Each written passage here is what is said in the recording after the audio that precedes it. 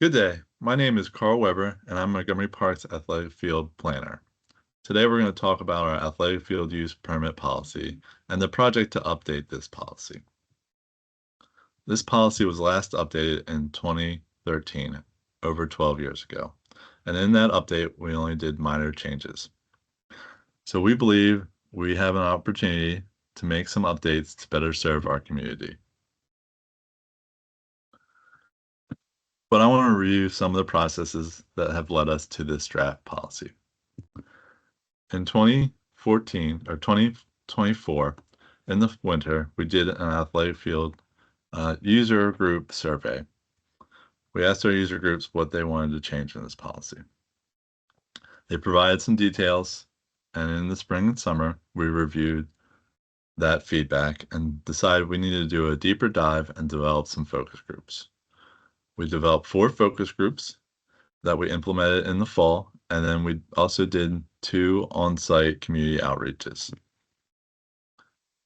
Once we had all that feedback, we reviewed that and did some research with other organizations on their policies and developed this draft.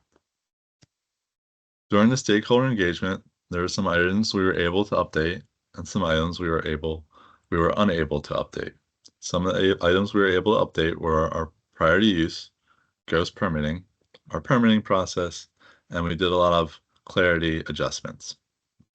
Some items we were unable to change at this time were holiday closures on our game-only and synthetic turf fields, our practice on our game-only fields, and extending the seasons.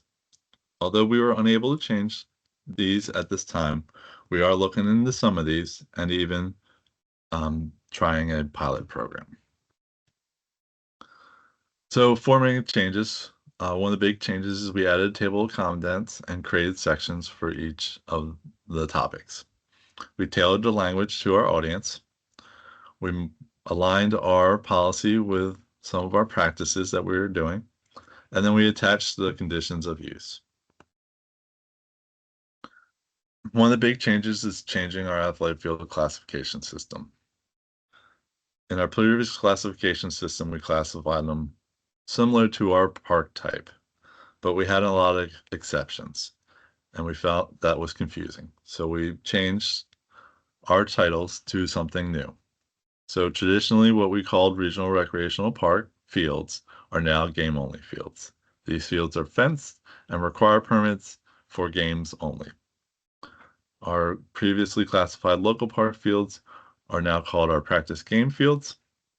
These fields can accommodate both walk-on and permit play, with permitting play taking priority over walk-on use.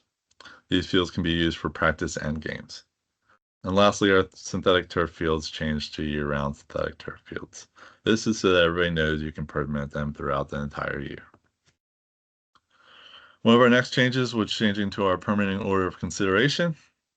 We have a clear and concise permitting order of consideration now, and it is as follows. We first permit all of our contractual agreements. Then we permit our priority use, formerly known as historic use, along with our special events. After that is permitted, we then we allow our Montgomery County government agencies the ability to submit additional permit requests. And then lastly, all available field time is uploaded to Active Montgomery, and we have a go live event where field time can be permitted online.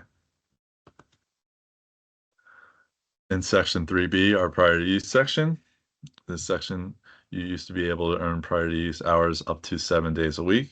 We have reduced that to 3 weekdays and 1 weekend day per field per organization. This better matches our community use of public facilities, which is one of our other permitting agencies in the county. We also request that each organization submit the previous year's roster data for internal use only. This is submitted so that we can also verify that our teams are comprised 2/3 county residents, which is a requirement to be qualified for priority use hours. In section 3D, we go in detail about our Go Live event. Like I said, this is when all available field time is uploaded into Active Montgomery. and it can be permitted online. Only certain fields can be permitted online. This is our practice game fields, our game only, and our year-round synthetic turf fields show available time that you must submit your request through our permits office. Our permits office has a validation process which they go through for these fields. Uh, Below is the detailed dates of our go live sessions. These sessions are defined below. These sessions are subject to change. If they do change, we will be informative to our user groups and let them know of any changes. Section 7 is our field closure guidelines. We combined all of our closures into one section to cover our weather closures, our renovation closures, and our winter and summer closures. Section 8 is our permitting order for overlay fields. Our overlay fields are when two fields or more share common field space. A classic example of this is when a softball field is overlaid with a soccer field in the outfield. This better defines when each field can be permitted and in what order they're permitted. Section 12 we added is our section about pilot programs. Like I said, we heard a lot of great suggestions. We want to do more research and evaluate cost-benefit analysis of some of these suggestions.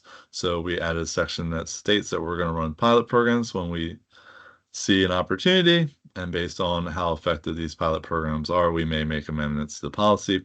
Like I said, we are converting two fields at Damascus Recreational Park to game-only fields, and we're going to run a pilot program to allow some practice on these game-only fields. In the appendix, we added our conditions of use. We felt that our conditions of use are directly tied to our athletic field use permit policy, so we added that. In the conditions of use, we added language prohibiting ghost permitting. Ghost permitting is when a group or individual permits a field and doesn't use it. We also added language about subletting. If you do not plan to use your permit, please return it to Montgomery Parks to permit it to another user group. We improved our formatting. We also improved our report and issue or concern. We added more details on the types and severity of concerns or issues, and then who and when to report it to, depending on time, because it is different depending on the severity of the concern and then the time of day or week you're trying to report it. And then we changed our permit change and return fee. Previously, it was a flat fee of $50. We have since changed that to a 25% of the original permit. So our current timeline: over the summer, we created this draft. We are currently in our final user group engagement, where we are asking our user groups to provide feedback on this draft, along with the Sports Advisory Committee. Once we receive all the feedback, we'll review that for potential edits, make any final adjustments to our final draft, create a final draft, take that final draft to the planning board, in which case we have to create a planning board memo, schedule our planning board briefing, and hopefully have the planning board approve this.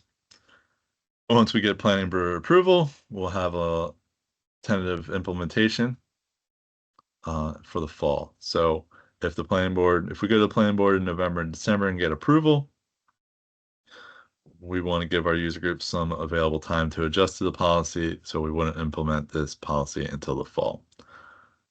If we do not get approval in November and December, depending on when we get approval, we'd adjust our implementation timeline to still give our user groups time to adjust. Lastly, our comment period for our survey. Our survey will be available September 19th through October 19th. And we will be emailing this survey out to all of our user groups and individuals that have permitted the field over the past 2 years. So thank you all for your time. I look forward to hearing your comments on our new athletic field use permit policy draft, and have a great day.